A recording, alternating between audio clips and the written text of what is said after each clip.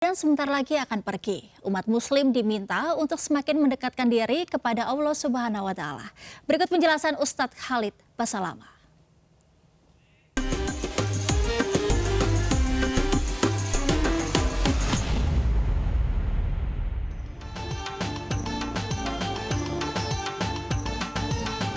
Anak-anak dan orang dewasa pada saat akan berpuasa yang sangat ditekankan adalah mengetahui janji Allah di ibadah itu, dan sangat sempurna ibadah seorang muslim dan muslimah kalau dia mengejar apa yang sedang dijanjikan. Misal orang sholat, bolehkah saya sholat malam tahajud agar doa saya diijabah? Maka tentu saya jawabannya bukan cuma boleh, itu penekanannya. Karena ada hadis Nabi SAW yang berbunyi, kalau tertinggal sepertiga malam Allah turun ke langit bumi dan bertanya kepada para malaikat, adakah yang memohon maka saya berikan, adakah yang minta tolong saya bantu, adakah yang bertobat saya maafkan. Berarti kalau seorang muslim sholat malam untuk mengejar target itu puncak ibadah. Nah, sama dengan puasa. Maka anak-anak, orang dewasa disampaikan dulu tentang janji Allah di puasa itu. Dapat apa sih mereka? Nah, disampaikan nanti ini akan menjadi sebuah motivator karena adanya ilmu. Malasnya orang mengerjakan satu perbuatan atau tidak maunya mengerjakan, hanya jawabannya satu, karena ketidakfahaman, atau kalau bahasa lainnya adalah kebodohan, belum memahami. Kalau sudah ada ilmu akan mendongkrak orang untuk melakukan. Orang tua semestinya memang bisa masuk dalam alam fikir anak-anak, seperti misalnya makanan favorit mereka, dijanjikan hadiah pada saat mereka bisa bangun sahur, mereka bisa sholat tarawih, mereka bisa mempertahankan sehari puasa, gitu kan. Maka itu semua insya Allah akan membantu.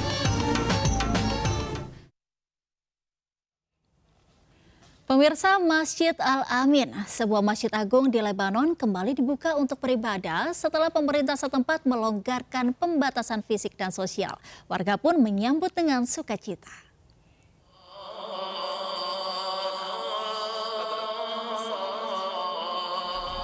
Azan berkumandang di Masjid Muhammad Al-Amin.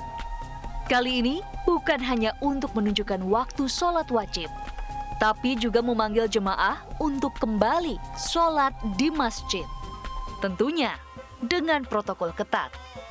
Demi mencegah semakin mewabahnya virus corona, masjid di Beirut, ibu kota Lebanon ini ditutup sejak awal Maret lalu.